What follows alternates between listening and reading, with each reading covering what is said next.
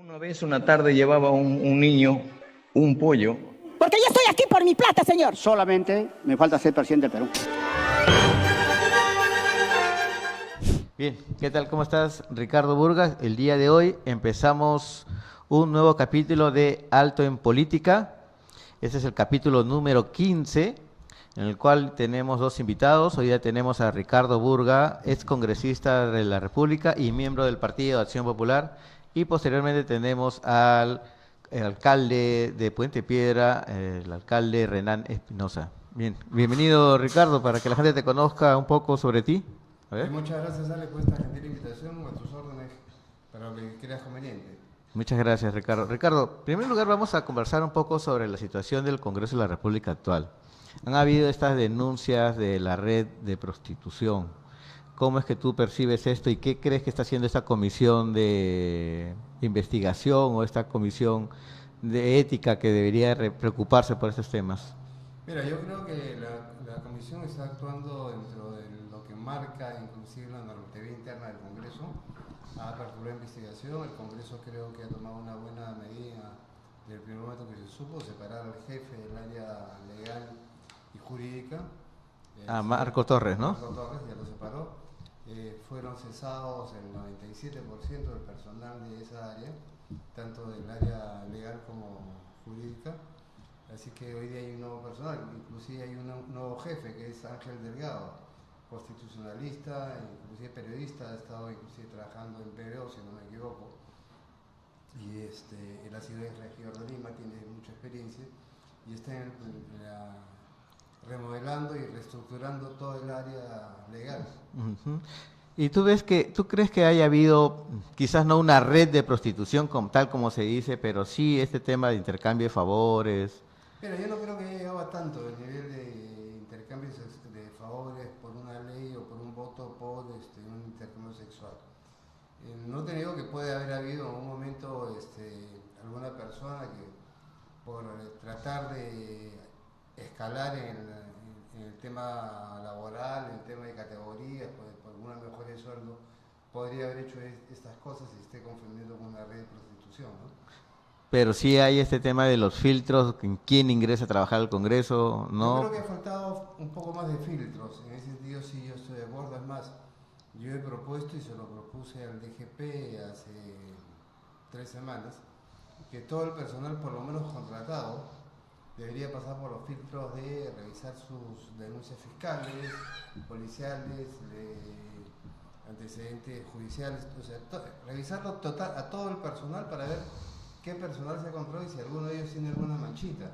Es más, inclusive al propio personal de planta para poder ver en qué situación se encuentran sus procesos, si es que los tuvieron, a fin de poder tener una mayor transparencia en el tema del personal del Congreso.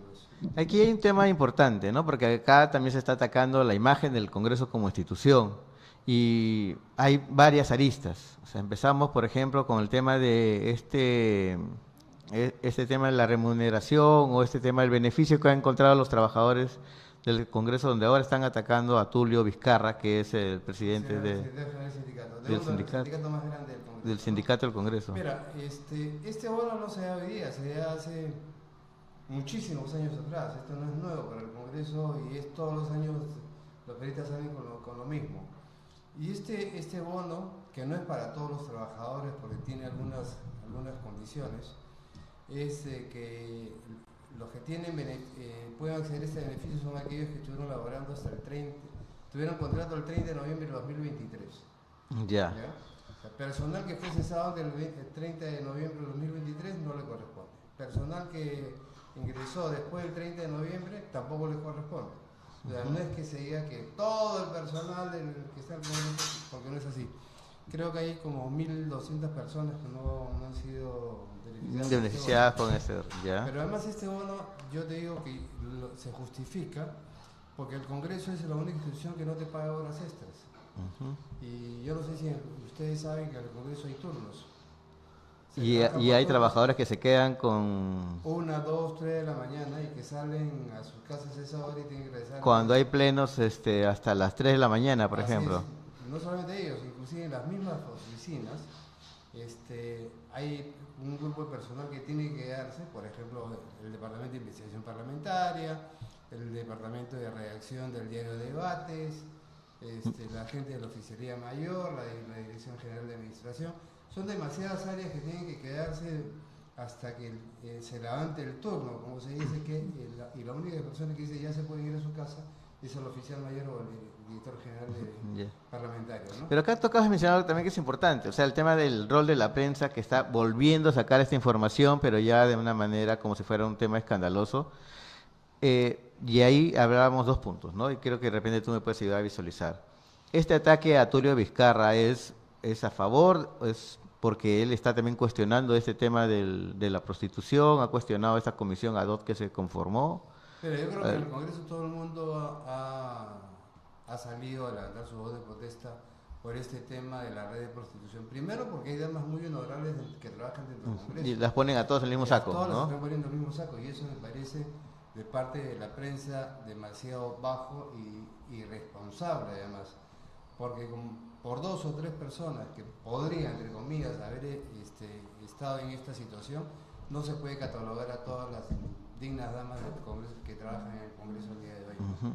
Ya, pero cuando hablamos de la prensa también, este trabajo de la prensa de generar esta imagen sobre el Congreso también está un poco apoyado por la mala imagen que generan los congresistas, ¿no? Mira, o sea, hace poco, y te voy a decir, hace poco se ha mencionado el tema de mochasueldo justo del Partido Acción Popular. Le encontraron más de $100.000 debajo del colchón.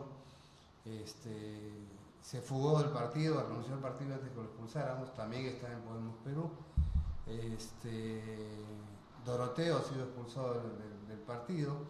Entonces, ¿no? Aún se mantiene dentro de la bancada porque él, tengo entendido, ha presentado una acción de amparo contra la expulsión, y contra eso no podemos hacer nada, tenemos que esperar. Claro, sería bueno que de repente la gente sepa de que el congresista Doroteo está dentro de la bancada por justo el tema de amparo que ha presentado, ¿no? No es por un tema de encubrimiento contra él. Ya ha presentado una denuncia contra los integrantes del Comité Electoral Nacional. Entonces, mientras que no podamos resolver ese tema, es muy difícil sacarlo de la bancada. Y además hay un tema, la bancada es independiente del partido, se manejan bajo reglamentos totalmente diferentes.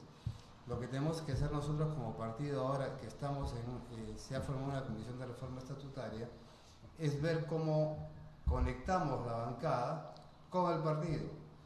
Porque como los parlamentarios no tienen mandato imperativo, muchos de ellos, como sucedía con Arriola, decía, yo voto por mi voto de conciencia y no tengo que hacer nada con el partido, pero el señor se olvida que fue elegido por el partido por un símbolo.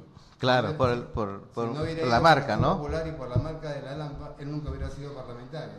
Entonces, Ya, pasaremos a eso dentro de un momento, porque justo es una parte de las preguntas que te tengo, pero vamos al tema de la prensa y la imagen, la mala imagen del Congreso, porque esta mala imagen también ha sido aprovechada por algunos políticos, como lo hizo Vizcarra, el cual tú fuiste congresista que votó a favor de... Fui uno de los que propuso la vacancia. Le propuso la vacancia. Sí, efectivamente. Entonces, fui el coordinador general y por eso inclusive mucha gente y se generaron aplausos a gente violenta, que tuviste tú un golpe de este joven, etcétera, que nos pareció, bueno, personalmente a mí me pareció malísimo porque eso no es democracia, ¿no? En ninguna parte del mundo. Pero ¿cómo es que estos congresistas y esta mala imagen la gente aprovecha eso? ¿Qué se debe hacer entonces al final? Lamentablemente, yo no le echaría tanto la culpa a los congresistas. Yo le echaría la culpa a la gente que votó por esos congresistas, en primer lugar. Porque han votado sin saber por quién votaban, porque han demostrado que no los conocían a estos congresistas. Hoy día tengo entendido que hay más de 33 o 35 congresistas que han sido acusados por mochasueldos. Tú te imaginas, de 130 a 35, estás hablando de casi el 25% de tu parlamento. Y si a eso tú le sumas otro tipo de denuncias, estás hablando casi de 56 parlamentarios que están posiblemente investigados. En procesos, casi la mitad. Casi la mitad. Es por eso que ahora se puede entender por qué la Comisión de Ética no funciona y por qué hasta ahora solamente ha sido sancionada una sola congresista. ¿No es cierto? Porque era de Fujimori, la ley.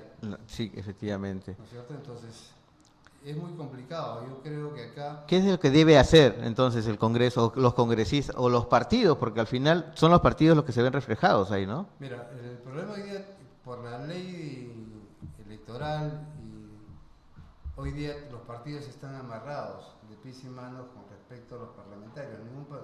Lo único que tú puedes hacer es expulsarlos de tu bancada y expulsarlos del partido, pero ellos no van a ser retirados del Congreso y la mala imagen va a seguir. Lo que hay que hacer es que los curules dependan del partido y no de la persona. Eso va a hacer que cambie en primer lugar la forma de actuar de muchos que entran por la ventana o se cuelan por la ventana, y eso que va a pasar en el año 2026. Tú tienes hoy día 46 partidos que van a postular. ¿Tú te imaginas una Cámara de Diputados con 46 partidos o con 20 partidos? Va a ser difícil llegar al consenso, va a ser imposible. Si es que no tienes parlamentarios con experiencia que conozcan el manejo interno del Congreso, va a ser muy difícil formar la mesa directiva. Y es más, vas a tener que ceder en muchas cosas para poder llegar a un consenso. Y eso en la mayoría de los casos te imposibilita gestionar el Congreso mismo y llegar a acuerdos para generar leyes importantes. Y si eso le sumas que la famosa bicameralidad no existe, y te digo porque no existe la bicameralidad, porque hoy día, como está conformado el Senado solamente se vuelve una cámara de censura, solamente o apruebas o lo mandas al archivo.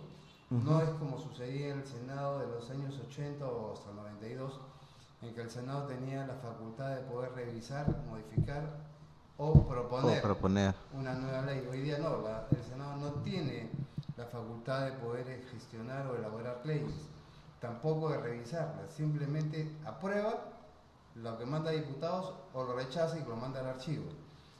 Imagínate una Cámara de Diputados manejada por la izquierda y una Cámara de Senadores manejada por la derecha. Porque ya, claro. Eso es lo que se va a generar al final. Vamos a estar peor de lo que estamos ahora, porque ninguna ley va a pasar. Porque como está conformado y como se ha hecho hoy día la elección de los senadores, tú tienes 30 senadores regionales, uno por región. Sí, efectivamente. ¿No? Que van a competir además y van a pelear el voto del diputado regional, que es un absurdo. Y vamos a tener, ¿cuántos al final? De 41 vamos a tener como unos, ¿a cuánto llegaremos? Me imagino unos 600. 20 partidos, 20 partidos representados en la Cámara de Diputados. En la Cámara de Senadores debe ser diferente, y te digo por qué. Porque la forma como se ha elaborado la confección del Senado va a asegurar al partido que gana, va a tener la mayoría, la primera minoría, porque no va a tener mayoría, la primera minoría, ganarse el Senado regional. Con lo cual puede asegurarse entre 15 y 20 senadores, ¿no es cierto? Los otros pueden ser repartidos por otros partidos, pero ese partido que gana en primera vuelta va a asegurarse 20 senadores, 20 senadores. Más o menos. Súmale 3 o 4 por cifra repartidora. Ya tiene 24, le faltarían solamente 7 senadores para poder formar una mesa directiva, que va a ser mucho más fácil llegar a consensos en el Senado. Y vas a tener posiblemente, y es lo que yo creo que va a pasar, un Senado de centro derecha o de derecha. ¿Y eso qué si es que si este partido logra ganar en las elecciones generales también? Porque si logra ganar las elecciones generales, puede tener el problema que con 20 partidos en la Cámara de Diputados, al no llegar a consenso, cualquiera... Efectivamente, y además hay una lógica en la población, ¿no? De que no le quieren dar mayoría absoluta a un partido político. Entonces, si yo veo que este partido político ha logrado tener una mayoría amplia en el Senado, para la segunda vuelta no le voy a dar el voto porque me gusta verlos en contra, o sea, me gusta verlos peleados. Y eso además, es lo que la gente, ¿no? además se complica con lo que quiere hacer la OMPE y es un grave peligro.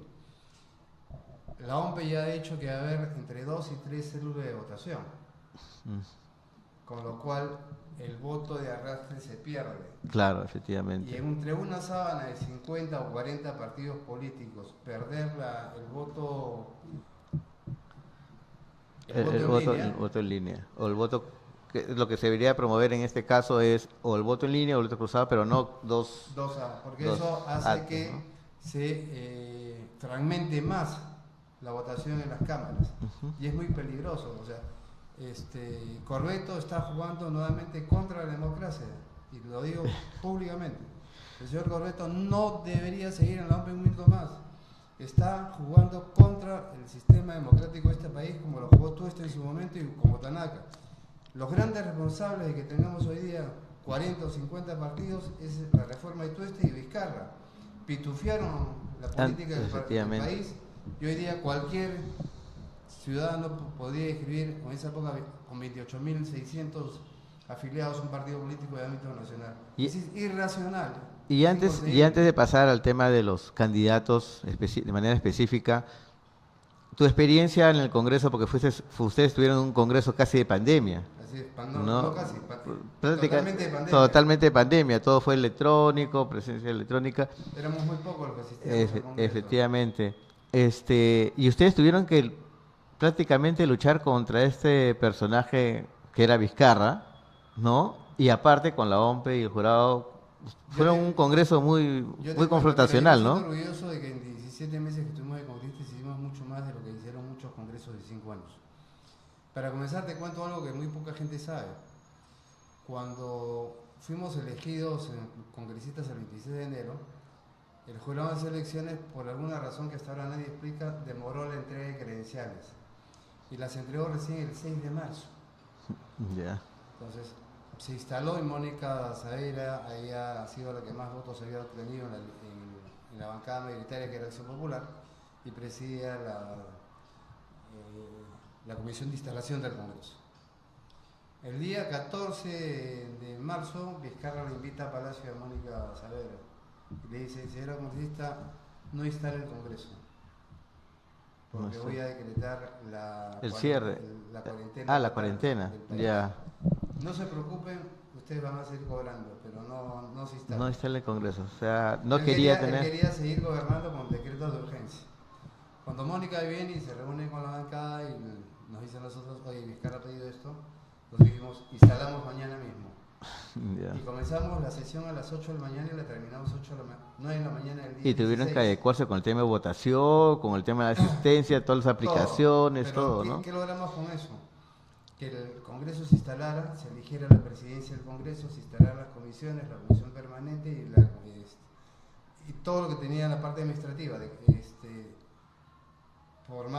Distribuimos comisiones, y ya cuando salió en el peruano la cuarentena, ya el Congreso estaba instalado y Vizcarra ya no podía seguir gobernando con decretos de urgencia.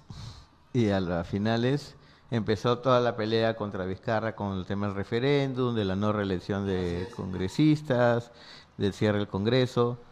¿Y cómo fue? Cuéntanos un poco cómo fue ese momento de vivir justo en ese pleno donde al final del solar tomó la palabra y decidió el cierre. ¿Cómo viste tú esa tensión? Eso fue el 19 de septiembre del 19, yo no estaba en ese congreso, pero ese fue un golpe, realmente fue un golpe de Estado, y el Tribunal Constitucional lo ha reconocido así. Yo creo que fue un mal manejo de ese momento de las diferentes bancadas, no supieron poner el pare a Martín Vizcarra, y Vizcarra cierra el Congreso, y lo he dicho desde que yo fui congresista, cierra el Congreso el 19 de septiembre del 20, porque su hermano había sido citado a la comisión de... Tienes que ver un poquito más al micro, me dice el equipo, allá está. El hermano de Vizcarra había sido llamado a la comisión de fiscalización para que rinda su manifestación con respecto al hospital de Moquegua y a las obras de infraestructura en Moquegua. Y ya su hermano ya había faltado en 2 citaciones, y la tercera de grado de fuerza. Y creo que la realidad del cierre del Congreso es por eso, para evitar que el hermano vaya a dar testimonio de lo que había pasado y de las coimas que había recibido Vizcarra, que hoy día ya se sabe. Y nosotros desde el primer momento dijimos: Vizcarra no puede ser. Además, Vizcarra nosotros lo vacamos porque se había vacunado a espaldas de todo el país. Claro. ¿No? Entonces, además de todas las investigaciones que ya se estaban en marcha y que venían de años anteriores. Bueno, y ustedes fueron al final, hubo mucho tema de estas contramarchas, marchas contra ustedes, efectivamente la generación confundida, por decirlo así, ¿no? Un ratito, podemos cambiar de micro. sí, ahora sí, el equipo técnico está ahí, tenemos un gran equipo, gracias a Omar y a Kevin que se encuentran ahí trabajando para nosotros.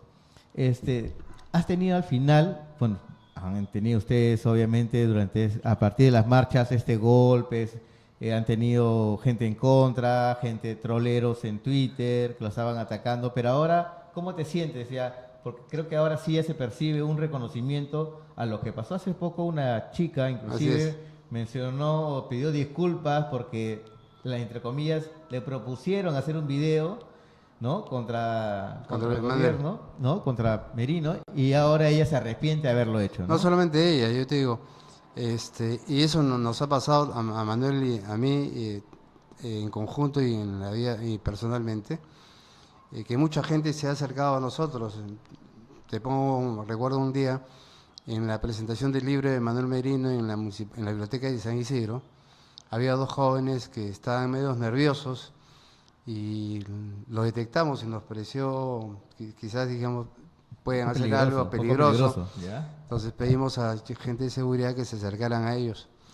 Entonces, cuando Manuel estaba firmando los autógrafos en los libros, se corrían de alcohol y se iban siempre al final hasta que no les quedó otra de llegar a la mesa. Y un chico, el primero que estaba, le dijo: señor presidente, primero quiero pedirle disculpas, yo marché contra usted, al igual que mi primo que está acá atrás. ¿Sí? Y nos sentimos avergonzados por eso, porque nos engañaron. O sea, sí hay una generación engañada. Totalmente engañada. En el Cusco nos pasó exactamente lo mismo. A mí me pasa acá, muchas veces me ha pasado acá en el Mercado de Magdalena, caminando. Me ha dicho: congresista, discúlpeme, nosotros marchamos contra usted. Yo me reí del golpe que usted recibió y hoy día me doy cuenta que fue toda una patraña contra ustedes y contra el gobierno. Y es importante eso porque al final son la gente que reconoce que han habido o han nacido en procesos antidemocráticos. Totalmente. ¿No? O que los falsos líderes al y final, muchas veces ¿no? generado por la prensa, y te lo digo porque los primeros días de las marchas contra Merino, yo salí a caminar hacia la avenida, hacia lo que era el Ministerio de Educación, en la avenida Bancay con Mena, y no pasaban de 200 personas. Pero la prensa, Canal N, RPP, con tomas cerradas, hacían que pareciera que hubieran miles de personas. Este famoso médico Huertas de RPP decían que salgan a las marchas porque el COVID las marchas no contagiaban el COVID, ¿te acordarás, no? Sí, efectivamente. Entonces ya en su momento creo que habrá que ver qué se hace con este famoso doctor Huertas. Y yo creo que poco a poco, bueno, todo esto va a tomar un buen camino, pero aquí viene nuevamente, y ahí ya toco el tema de los candidatos al Congreso, que es uno de los temas que quería conversar. Al final, el congresista depende del partido, ¿no? Pero hay muchos congresistas que dicen: yo no dependo del partido, yo gané por mis votos, ¿no? Bueno, yo digo que no es así, y yo siempre he sustentado que eso no es así, y yo en el Congreso, y por eso fui vocero, creo que muchos me conocen en el partido, yo soy demasiado institucionalista. Para mí el partido es el primero, el segundo es el partido y el tercero es el partido, ¿no es cierto? Porque además es tu carta de presentación, es lo que tú vas a vender y con qué te estás presentando, porque si tú te vas a presentar pues por el equipo de Piedras Gordas, nadie te va a elegir, ¿no? O de repente hay un grupito que vota por ti, pero ya sabes cuáles son tus antecedentes y de dónde vienes. Entonces, lo que hay que hacer aquí son reformas en el próximo Congreso realmente drásticas. Creo que lo que hay que hacer es vincular primero que el escaño sea del partido, pertenezca al partido, porque tú votas por un partido y no del congresista. Con eso solucionas ese tema de que el congresista vaya... Los tránsfugas, ¿no? Así es, los tránsfugas, porque en la primera que se porta mal le dice: compadrito, no hay segunda, la segunda te vas y pierdes tu curul y viene tu societario. Viene tu societario.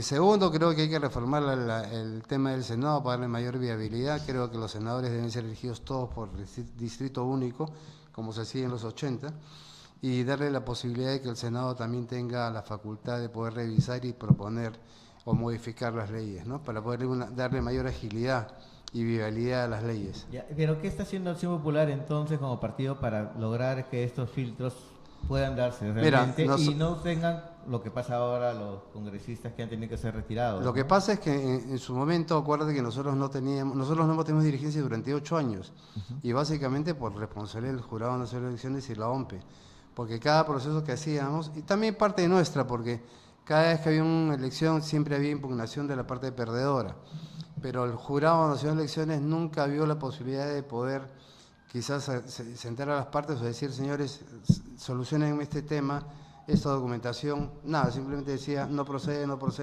pero no ayudaba a viabilizar. Y yo recuerdo que inclusive cuando yo era congresista, cuando Johnny Lescano iba a ser candidato a la presidencia, no teníamos secretario nacional. Acuérdate que el Mundo del Águila Hijo había renunciado porque había sido impugnada su elección por un supuesto fraude en el Callao. Entonces, al PP, porque además, lo dije también públicamente, desde el gobierno, desde la OMPE, el jurado y estos caviares quisieron destruir a los 3 partidos históricos del Perú. Y te lo digo, al PPC se lo bajaron cuando bajaron la lista parlamentaria de Lima y Bengolea ya no pudo ser candidato. Efectivamente, Y toda perdió, su lista toda su congresal de Lima terminó desapareció. fuera. Y luego el Tribunal Constitucional le dio la razón. Así es, después de año y medio. Sí, después de año y medio. Entonces, pero perdió la inscripción, salieron de ROP. Y hasta ahora el PPC no está inscrito. ¿Qué pasó con el APRA? A Nidia Vilches le bajaron la ventanilla 11 de la noche, se colgó el sistema y sus candidatos al Congreso a nivel nacional no se pudieron inscribir, creo que se inscribieron solamente 10 regiones, con lo cual el APRA quedó fuera y quedó... No llegó al No llegó, porcentaje, ya habían 2 partidos históricos que habían quedado fuera del registro y fuera de la carrera electoral del 2021. Y lo mismo iba a pasar con Acción Popular, porque no teníamos nosotros secretario nacional, y si no teníamos secretario nacional no podríamos escribir, porque no teníamos ni siquiera personería jurídica. No podíamos escribir las listas parlamentarias ni la lista presidencial.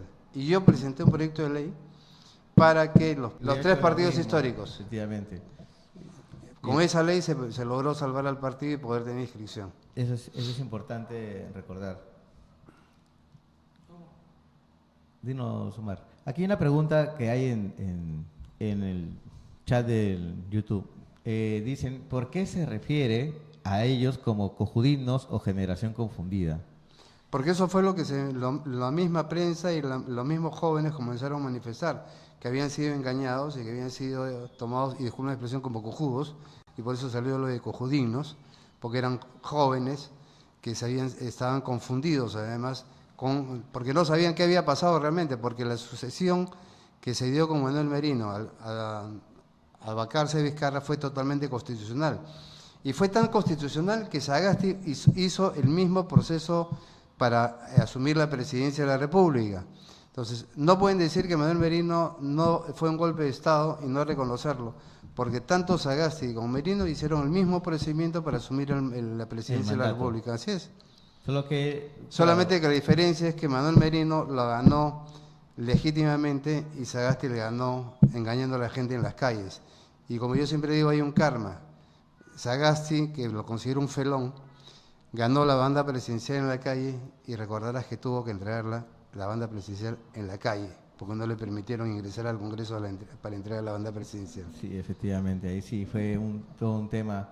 Y bueno, volviendo entonces a este tema que mencionábamos sobre los congresistas y los temas. Pero antes me dijiste que está haciendo Acción Popular. Efectivamente, volviendo. Mira, nosotros estamos en estos momentos recorriendo el país. El día de hoy está saliendo un grupo de dirigentes a Huancayo, va a haber una reunión con la dirigencia de Junín, que va a durar sábado y domingo. Posteriormente vamos a estar en Pucallpa y en 22 y 23 de febrero vamos a estar en Iquitos en un gran encuentro en la macro región oriental, más o menos con 800 delegados de toda la zona del oriente del país. Estamos en un proceso de incentivar las candidaturas y básicamente mujeres, porque siempre hay una falencia en las candidaturas. Pero de mujeres. dentro del partido ya no hay una comisión de la mujer. Ya no existe porque hoy día tienes la alternancia, o sea, mira, yo soy, y siempre lo he dicho, yo creo en la igualdad y en el tema de porcentajes. Yo creo que basta con que la mujer tenga el mismo porcentaje de los hombres, porque tendrían el mismo derecho, de elegir y ser elegidas, pero la ubicación debe ser puesta por la militancia. Y no paridad. Y no paridad. No paridad. ¿Por qué? Porque ya no es igualdad, pues. Deja de ser igualitario. Te están imponiendo una lista. Porque si tú dices, si gana una mujer, la lista parlamentaria en Lima, por decirte, para diputados, es la número 1. La número 2, que sea nuevamente mujer. Y el hombre ocupa el puesto 5, por ejemplo, en el voto interno. Pero es una decisión ya de las propias... El problema es que con la ley es que el número 5 pasa a ser número 2 y la número 2 pasa a ser número 3. Entonces acá hay una incongruencia con la propia ley, porque si te dice que la votación es mandataria, no es mandataria porque te obliga a hacer una alternancia hombre-mujer o mujer-hombre. Entonces, y además esto corta la meritocracia dentro del partido, porque finalmente, siendo hombre o mujer, yo puedo calcular mis votos y decir, bueno, me basta con ser número 2 y puedo ser al final candidato, puedo hacer la campaña a pesar de que el 5, o el que fue el 5, tenía ya el voto mayoritario. Así es. Gente, ¿no? Pues es uno de los grandes dilemas. Acá hay otra pregunta interesante aquí, políticamente hablando, dice Sidboy 189, ¿no? Maestro Burga, usted que es un político de antaño y con amplio recorrido en la política, ¿a quién le va, políticamente hablando? Dice, ¿a Lourdes Flores o a Lian Carr? Mira, yo no conozco a Lian Carr. Tenemos que leerlas, pero igual. Conozco a Lourdes Flores por la actividad política. Creo que Lourdes ha demostrado ser una buena política, ha sido diputada, ha sido regidora por Lima, candidata a la alcaldía de Lima, candidata presidencial, tiene una buena experiencia. Me parece que ella no va a ser candidata, y la encaran está fugada, está en Israel, así que no podría ir a ninguna de ellas. Además yo prefiero a una mujer de Acción Popular. Ah, muy bien. Y aquí va justamente esa pregunta.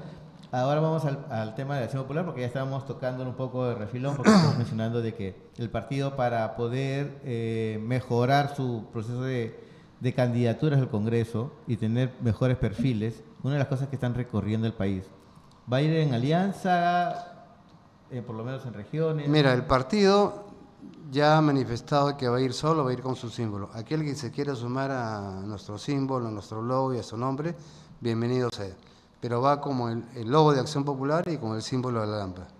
Ya, ¿y tú crees que sí debería, porque por otro lado hay una tendencia de que con estos 41 partidos políticos inscritos sí deberían de existir alianzas? El problema es que la alianza... Porque no hay muchos, o sea, personalmente, y además mucha gente lo ve, perfiles presidenciales, no hay 41. Mira, ¿no? Alex, yo te digo una cosa, en lo personal.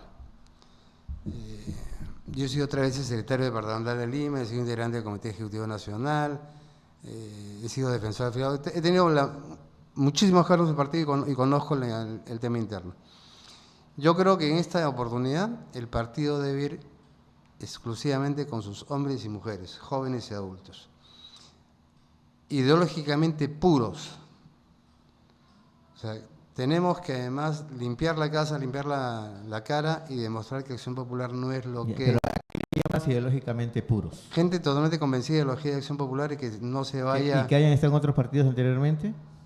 Mira, en esta oportunidad yo iría gente totalmente que haya estado con la camiseta desde el inicio de su inscripción hasta la fecha, ¿no? Ya.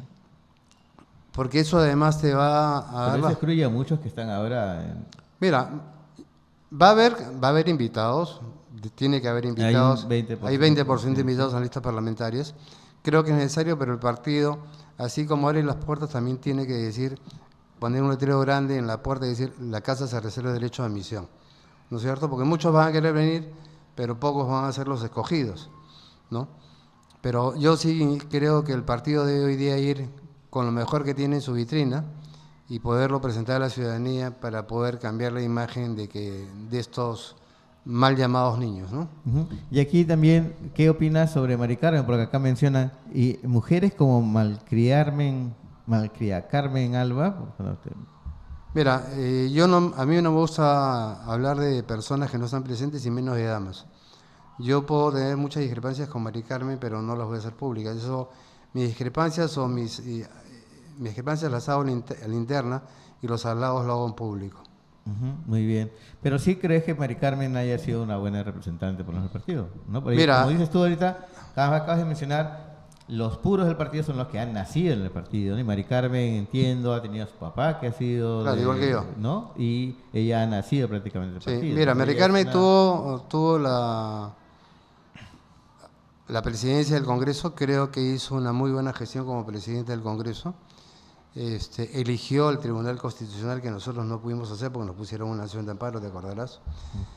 En su gestión se logró la ratificación de Velarde como presidente del Banco Central de Reserva, muy importante para la estabilidad económica de nuestro país.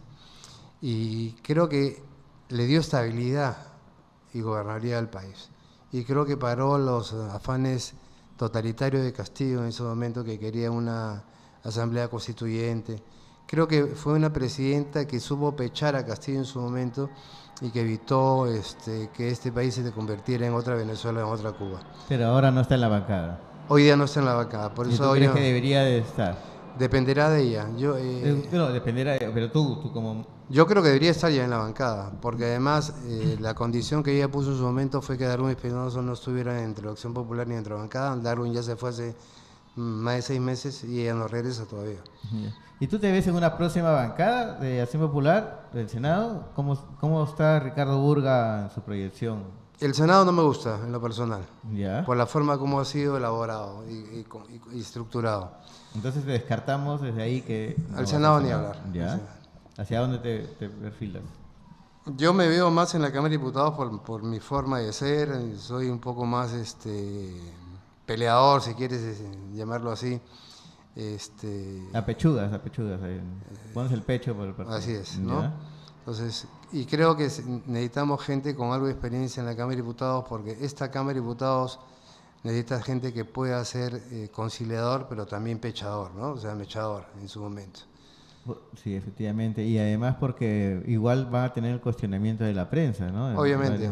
¿Y quién va a ser el candidato presidencial? Todavía no tenemos, hay varios que se están ¿Quiénes perfilando. son? Cuéntanos un poco. Bueno, tienes Edwin Martínez, que ya se autolanzó. Acá tenemos nuestras observaciones, respeto, pero bueno. Bueno, respetamos. Yo también respeto, ya se autolanzó. Tienes a Ricardo Monteagudo Valdés, el hijo de Ricardo Monteagudo, que ya también lo están lanzando algunas bases o algunos militantes de Lima. Tienes a Manuel Merino, que está haciendo un trabajo de muy perfil bajo, recorriendo algunas bases. Aún no se decide si va al gobierno regional, va al Senado o va a la fórmula presidencial. Tienes a Alfredo Barrenechea, que ha dicho que sí quiere ser candidato y que va a ir a una elección interna, y que él ha manifestado además que quiere alianzas con otros partidos, no ha dicho con qué tipo de partidos, ¿Ya? y que ese sea el cuestionamiento que se le hace a él en la interna. Y el famoso Vitocho, ¿no? Que también está recorriendo el país. Que también... Lo hemos visto hace poco también con Milagros Leiva, Sí. Justo mencionando su candidatura. ¿No? Así es, entonces su precandidatura. Entonces tenemos una variedad bastante pero eso es colorida. Pero es importante en los partidos políticos democráticos, ¿no? Claro. Que haya una precandidatura y que hayan varios, ¿no? Porque otra cosa es, y justo lo mencionábamos en podcasts anteriores, en capítulos anteriores, de que haya partidos políticos donde ya el candidato es único, ¿no? Tenemos a un Acuña, por Así ejemplo, que ya se sabe que es Acuña y no se sabe si va a haber elecciones internas, Y el nadie hijo, quiere competir contra él. y el hijo va a ser candidato a Lima. Efectivamente, y el hijo va a ser secretario de Lima, entonces es el partido familiar. También tenemos a Vizcarra, que está inhabilitado, pero igual, ¿no? Él es el candidato. Son los dueños del ¿no? partido. Los dueños del partido, que ya al final se autonombra. Antauro, que por suerte el Tribunal Constitucional ya le dijo que no va a ir. Bueno, hay candidatos con nombre propio que han comprado partidos, ¿no? Phyllis Butter, por ejemplo, es otro, ¿no? Que avanza país. Que avanza el país, que va a ser el candidato presidencial. Y Delgado, por ejemplo, el que está ahora de jefe del área legal del Congreso, va a ser candidato al Senado. Ah, mira. Por avanza país. Yo creo que su labor en el Congreso va a ser hasta julio nada más. Para que pueda luego postular. Claro, y además tiene que revolver el país, acuérdate. O sea. Y justamente en ese sentido lo que hablábamos de que los procesos democráticos en los partidos son los que la población debe de ver. Pero también hay un cuestionamiento interno, en la interna de Acción Popular, es el tema de cambiar de un militante un voto a delegados. Pero yo te explico por qué ha sido. Yo fui elegido por un militante un voto y yo fui congresista gracias al voto preferencial, porque yo subí 2 puestos para poder obtener mi curul. Pero como está confeccionada la nueva ley electoral, te hace imposible ser un militante un voto. Yo soy de aquellos que creen que para democratizar el partido y romper los feudos de los famosos dueños de los partidos es que haya una ley que exige a todos los partidos que en una sola fecha vayan a elección interna de un militante y un voto. No elecciones abiertas, porque yo soy contrario a las elecciones abiertas. Yo creo que debe haber una elección, un militante y un voto, de toda la militancia de cada partido político en una misma fecha. Y que sea la militancia quien dé y decida quiénes son los candidatos y quiénes no sean los candidatos. Porque hoy día, con la nueva ley electoral, te dice, para que tu elección sea válida de un militante y un voto, tiene que ser el 10% más 1 de tu padrón. Entonces, si yo tengo 300.000 militantes, como los tiene ya Acción Popular, Claro. te piden 10%, tienes 30.001 militantes. Si no tienes 30.001 militantes, pierdes tu elección y no puedes presentar candidaturas. Y entonces ahí queda como una traba también. O sea, Así es, ¿no? por eso yo creo que hay que hacer dentro de las reformas que hay que hacer el próximo a partir del año 26, es cambiar eso. Porque eso además te va a ayudar a hacer la meritocracia interna, a hacer más fuertes a los partidos. Y como muchos no van a pasar el 5%, van a desaparecer, pero van a desaparecer recién en enero del 27. O sea, van a poder participar en los municipales. Van a poder, que es un error, es un grave error, porque si no logras tener...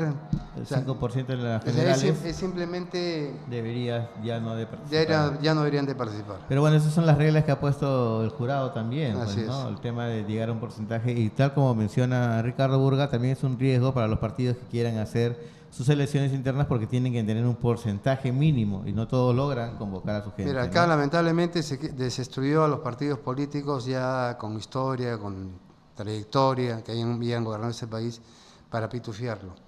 Ya ha minado la democracia. Acá la democracia en todos los países civilizados está basada en 2 o en 4 o en 5 partidos máximo que hacen que juegan en pared al final. Juegan en pared al final, ¿no? Y además se construye país, se ¿Tú construye. crees que sí hay una alianza entre Fujimorismo y Alianza por el Progreso? Claro, sí. Bien. Acá hay una pregunta también. Bueno, Gerardo Salas te manda saludos desde Comas. Jesús Gerardo Salas te manda saludos desde Gracias, Comas. igual, Gerardo. Skidboy 189 pregunta, ¿por qué, profe Burga, quedó en buenos términos con el dibujito Carlos Ezeta?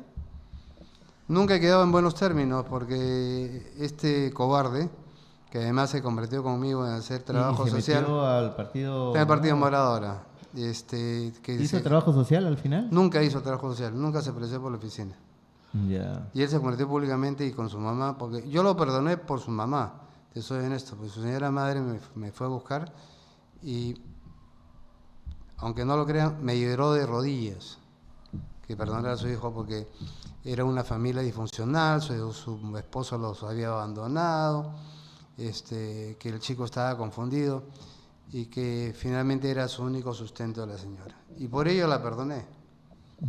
Que si no yo hubiera seguido con la denuncia, o el procurador hubiera seguido con la denuncia, hubiera estado entre 8 y 12 años preso. Acá te hacen una pregunta que quizás pueda generar algunos votos a favor o en contra. ¿Eres de Alianza o de la U? Yo soy aliancista, hermano. Ya, entonces ahí están los de Alianza. Este año se supone que, como bien dice por ahí algunos pronósticos, va a ganar. Vamos a cambiar este año. ¿No? Además soy socio de Alianza. Pero ya. no solamente soy hincha, soy socio además. Ya. Bien, un poco ya para ir, porque estamos ya llegando a los últimos 10 minutos de la entrevista con Ricardo Burga. Ya hemos hablado de que te perfilas al diputado, dime. Pero además los hinchas de la U me tienen un gran respeto, te cuento. ¿Sí? ¿Por qué? Porque la ley 33-251, la primera ley de concursal de los equipos de fútbol, la hice yo. Ah, ya, esa ley que se aprobó hace poco. No, la primera ley. La primera ley. La del año 2020. Ah, ya, entonces... Que se le dio a todos los equipos 3 años para poder reestructurar sus deudas. Entonces ya están los hinchas de la U, ahí han tenido el apoyo de Eso Ricardo Burga, favoreció a no Alianza solamente Lima, favoreció a la U, al Boys y al Cienciano. Y al Cienciano. Bien. Evitó la quiebra del Cienciano y de la UBA, te soy honesto. ¿Sí? Sí, los evitó. Bien, entonces, bueno, ahí estamos, ahí con Ricardo Burga, hemos conversado mucho sobre política, pero antes que te vayas, has mencionado una palabra que siempre hacemos este cuestionamiento. ¿Qué es caviar? Caviar es aquel que... Estamos en esta conversación y la gente siempre nos pregunta, ¿qué es caviar? A ver, para mí caviar es aquella persona que vive sangrando al Estado. Aquella persona que no hace ninguna vida política, que simplemente vive las consultorías y estar siempre pegados al gobierno como una lapa. Que se pega al gobierno y no lo suelta y absorbe todos los fondos del Estado posibles para poder subsistir. Ya, dice acá, si bien la conducta de Z no fue correcta, lamentablemente es la expresión de una generación frustrada ante la clase política. O sea, un momentito, vamos a ver acá. ¿No es un arrogante llamarlos confundidos? ¿Cómo atraerlos? ¿Cómo atraer a esta generación? Mira, para comenzar... Liliana y la sacan desde el extranjero, nos escriben. Mira, para comenzar hubo mucho financiamiento para tumbarse a Manuel Merino, y básicamente ¿por qué? Porque Manuel Merino creo que cometió un error. Manifestó que los 1.200 millones de soles que Vizcarra otorgaba a la prensa lo iba a utilizar para las compras moleculares. Iba a dejar de financiar a la prensa. Y fue la prensa que realmente tumbó y engañó a la... Tú mencionaste en una oportunidad de que ibas a presentar unas pruebas al respecto, ¿no? Claro, hay unos videos de que inclusive gente de municipalidades pagaban 50 soles y 100 soles para vayan a marchar contra Manuel Merino. Sí, sí. Habían pagos para que... Habían pagos, es más, se detectó a 2 funcionarios de la municipalidad de Jesús María. Sí. Hay un video que inclusive se le entregó a Manuel Merino para que lo tuviera. Y aparte también hay esta jovencita que salió a decir de que la habían llamado para hacer un spot, ¿no? Para hacer un video en contra de Merino. Entonces ahí se ve que había una manipulación. No he sido... No fue espontáneo. Sí. Es más, hubo muchas barras bravas que se juntaban en el centro de Lima y se les pagaba 100 soles para que salgan a protestar. Entonces sí ha habido, eso está demostrado. Sí ha habido esto. Y justamente por eso... Es más, los chicos fallecieron, eran de la barra brava del Sporting Cristal, si no me equivoco. Y que además tenían antecedentes policiales, ¿no? Uno por violación y el otro por robo. O sea, no eran ningunos angelitos. Nadie quiere la muerte de nadie, menos yo, que además ha demostrado que sé perdonar y disculpar. Pero... yo no creo honestamente que haya sido la policía y hasta ahora nadie ha podido demostrar que haya sido la policía quien disparó contra ellos. Como acá menciona arquitecto Jeff 2023, como su partido piensa acatar el voto joven. ¿Cómo su partido piensa acatar el voto joven cuando gran parte de los jóvenes no creen en los viejos políticos? Y además hace la pregunta, ¿cómo entonces plantea a los jóvenes pagar a la prensa a mover los medios? Aunque no se entiende muy bien esa pregunta, pero la primera, ¿no? ¿Cómo es que piensas catar a los jóvenes? Bueno, en este momento está llegando un contingente bastante numeroso de jóvenes que se están inscribiendo en el partido. Yo realmente me he quedado sorprendido, y sobre todo en provincias. Creo que el cambio de la dirigencia, hoy día tenemos un presidente de partido de 42 años, que es relativamente joven con respecto a los antiguos dirigentes. Tenemos un secretario nacional que no ha ejercido cargo anterior, y eso ha hecho que haya una evolución dentro del partido y que además estemos teniendo contacto permanente y directo con la ciudadanía en todo el país. Nosotros no estamos saliendo a la prensa todavía a decir qué estamos haciendo, pero estamos haciendo un trabajo silencioso, pero creo que bastante efectivo. Próximamente vamos a salir a trabajar en redes con un mensaje mayoritariamente dirigido a jóvenes. Y aquí hay un tema también que te hemos mencionado ya para ir acabando, el tema de la prensa, ¿no? Porque bueno, la pregunta también es cómo planteas a los jóvenes pagar a la prensa, mover los medios, pero también justo hace poco Pablo Benza, que es un youtuber muy bueno, por lo menos en temas de investigación, él ha sacado o publicó un tema que una vez que se ha cortado el financiamiento se ha cortado el financiamiento también a varios medios de prensa, la República, claro. El Comercio, ya ha sido atacado. Eso también tiene mucha relación con el tema de Merino, ¿no? Y cómo es que se puede mejorar este proceso o transparentar, sería la solución al final. Mira, lo que yo creo y siempre he dicho, los medios de comunicación son empresas societarias anónimas, ¿no es cierto? Es como si tú tienes tu empresa privada y si te da mal, quiebras, ¿no es cierto? O consigues un crédito bancario o un financiamiento extranjero para poder reflotar la empresa. ¿Por qué el Estado tiene que seguir subsidiando y reflotando diarios que están quebrados hace muchísimos años? Entonces, si se quiere una prensa realmente independiente, tenemos que trabajar independientemente. Porque si el gobierno te da en publicidad 1.200 millones, ¿tú qué haces como prensa? Agacho la cabeza y digo, sí señor, a todo lo que dice el señor gobierno.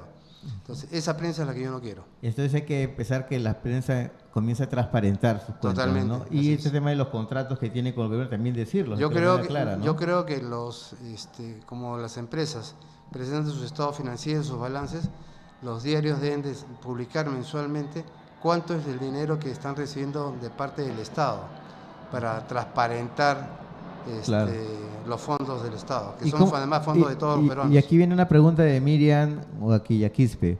¿Qué medidas concretas entonces propone para mejorar la transparencia en el Congreso? Porque así como pedimos transparencia en los medios, también debería haber una transparencia. Igual, o sea, ¿no? el Congreso presenta sus estados financieros y sus balances todos los años, y el dinero que deja de usar es devuelto al Tesoro Público. Así que no hay ningún problema. Lo que pasa es que muy poca... Es más, hay una página del Congreso donde tú puedes ver todas las acciones que se toman en el Congreso. Bien, y aquí bueno, hacerte la pregunta, Eliana Lezaca dice, el sentimiento sí fue espontáneo, lamentablemente hubo manipulación, pero sería loable de que la clase política de admitir que existieron líderes que llamen y convoquen al consenso. Es lo que siempre se ha buscado. Este país no puede vivir sin consenso, porque teniendo 40 partidos políticos es imposible que un solo partido pueda gobernar. Eso es imposible e inviable. Acá tienes que buscar consenso sí o sí. Entonces, acá los que vayan a gobernar a partir del 28 de julio de 2026, necesariamente tienen que buscar un consenso dentro de las cámaras y dentro del Ejecutivo, porque va a ser inviable e imposible que el próximo gobierno, con una minoría de minorías y quizás con el riesgo de que el próximo presidente sea elegido con menor porcentaje con el que fue elegido Castillo en la primera vuelta, este país va a ser inviable en los próximos 5 años. Pero estamos ahí hablando de un consenso dentro del Congreso, pero fuera, antes de elecciones, ¿cómo se genera este consenso para pensar en un plan de gobierno, un plan de país? ¿no? Es que lo Un tienes país, que hacer ¿no? a través del Ejecutivo, no del Legislativo. El Legislativo tiene que hacer el consenso para viabilizar las leyes y el plan de gobierno del quien va a gobernar. Nos hemos olvidado de hablar, y la última pregunta, Ricardo. Dina Boluarte, ¿qué expresión te da? Yo creo que ¿Qué Dina sentimientos te da? Boluarte va a tener presa como todos los demás candidatos. Llega el 2026. Va a llegar al 2026 porque además sería un error histórico del país en esos momentos en vacarla, porque no hay justificación constitucional para poderlo vacar. En el caso de Vizcarra sí lo hubo. Acá no hay, o sea, acá inclusive ella está blindada porque tiene inmunidad presidencial. Ella solamente puede ser investigada después de que termine su mandato y después de un año, inclusive después de un año. Entonces, Entonces Dina sí no debería de... yo le recomendaría a la señora ser Dina vacada. que en vez de ser tan beligerante comience a cambiar su gabinete, que ya está totalmente agotado. Creo que lo mejor que puede hacer la señora Dina Boluarte es oxigenar su gabinete, cambiar al ¿Cree que primer el ministro ministro. del Interior sí debe salir? Totalmente, no debería salir. De hace rato debe haber salido, como el ministro de Producción, como el ministro de Educación, como el ministro de Cultura, como la ministra de la Mujer, que además es un ministerio que yo siempre he dicho es mal llamado de la mujer. Yo llamaría ese ministerio el Ministerio de la Familia. ¿Por qué la mujer? ¿Acaso el hombre no sufre también maltrato psicológico y todo lo demás? Lo que pasa es que el hombre no lo denuncia, porque su propia formación impide eso. Pero yo creo que el Ministerio de la Mujer debe ser llamado Ministerio de la Familia para poder albergar a hombres, mujeres, niños, adultos, tercera edad, ¿no es cierto? O sea, porque Ya. el decir mujer de la mujer simplemente es excluir al resto de la familia. Última pregunta, bueno, ya hay dos preguntas más. ¿Por quién votó? ¿Por Keiko o Castillo? Yo voté por Keiko. ¿Se hace cargo de su voto? Bueno, si votó por Keiko y no hay que hacerse cargo de nada, porque Así al es, final no ganó. no ganó, ¿no? Y el consenso en la calle, nuestros políticos siguen buscando consensos en leyes que se reflejan en el sentimiento y frustración de los ciudadanos. Yo creo que acá en el Congreso Y también, motivado por la prensa, se ha hecho mucho escarnio a algunas leyes, ¿no? Que sí se han cometido errores, sí creo que se han cometido bastantes errores que tienen que ser modificados rápidamente. Pero yo creo y tengo esperanzas que el próximo Congreso modifique muchas de las cosas que se han hecho en el actual, se revisen muchas de las acusaciones que hay hoy día contra muchos congresistas, y estoy seguro que quizás el próximo Congreso sea uno de los congresos que más sancione a exparlamentarios, ¿no? Que se puedan comenzar a revisar nuevamente. Inclusive la actual presidenta. Inclusive el próximo Congreso va a tener que acusar constitucionalmente a la actual presidenta de la República y a muchos congresistas que han sido acusados de muchos sueldos, que hoy día están pasando piola, como dicen los jóvenes. Efectivamente. Entonces, que al final las comisiones de ética no han funcionado porque, como te dije, lamentablemente hay más de 50 congresistas que están siendo acusados o investigados en la Fiscalía. Entonces, si yo estoy acusado y tú también estás acusado, yo te protejo a ti y tú me proteges a mí, entonces no pasa nada. Entonces, eso va a cambiar, creo, en el próximo Congreso, tengamos fe. Y creo que, además, como están las cosas, y según la última encuesta de Ipsos, no sé si la has visto. Sí, la he visto. Está el Fujimorismo primero y Acción Popular en segundo lugar. Con los partidos más. Con respecto a los partidos y a la posibilidad de votar en la fórmula presidencial. Y nuestro símbolo es el segundo de mejor recordación a nivel nacional. O sea, tenemos una marca muy bien recordada, una marca que además, a pesar de todos los problemas que hemos tenido en los últimos años, es una marca que es recordada con mucha gratitud, es un símbolo de trabajo y que creo que seguimos, como decía el presidente Belaunde, seguimos siendo la reserva moral de este país, a pesar de todo. Muy bien, Ricardo, entonces esperamos verte ya. Me imagino que todavía está el tema del calentar para una precandidatura a la Cámara de Diputados. Bueno, ¿no? nosotros estamos trabajando, como siempre, nosotros venimos recorriendo Lima, todos los comités distritales, algunas zonas de vaso de leche, cocinas familiares. Nunca hemos perdido el contacto con la población de Lima. Muchas gracias. Ese ha sido Ricardo Burga, es congresista de la República y además también militante de Acción Popular. Ya nos ha contado y hemos analizado prácticamente cómo está la situación del partido, pero también hemos visto la imagen del Congreso de la República. Gracias, Ricardo. No, te agradezco por esta invitación y cuando gustes a tus órdenes. Nuevamente tienes que volver acá al programa porque ya luego a partir de abril vamos a entrar más al tema de las campañas políticas que quisiéramos ver. Las campañas ya comenzaron en la realidad, ¿no? O sea, el que diga que no está en campaña está mintiendo. O que está esperando que la población decida si es ¿no? O las bases decidan, ¿no? Sí, es la clásica, ¿no? Las bases van a decidir si es que voy como candidato, ¿no? Yo inclusive en el partido, para terminar, yo siempre le digo a aquel que quiere ser candidato, ¿quieres ser candidato? Dilo. Yo quiero ser candidato. Que se te note las ganas primero de ser candidato y demuestra que quieres ser transparente con tus actos. Porque eso de que voy a estudiar que las bases decían, ese es cuento, mano. Y te lo digo, yo tengo... Es el clásico discurso. Así es, ¿no? Yo sí quiero ser candidato, voy a ser candidato a la Cámara de Diputados y estoy trabajando para eso. Muy bien. Bien, entonces muchas gracias, Ricardo, y vamos a hacer un pequeño corte para entrar al un break y vamos a hablar un poco sobre el análisis con Omar y luego venimos con Renan Espinosa, alcalde del distrito de Puente Piedra. Mi amigo Renan Espinosa. Sí, está en camino justo ya Renan.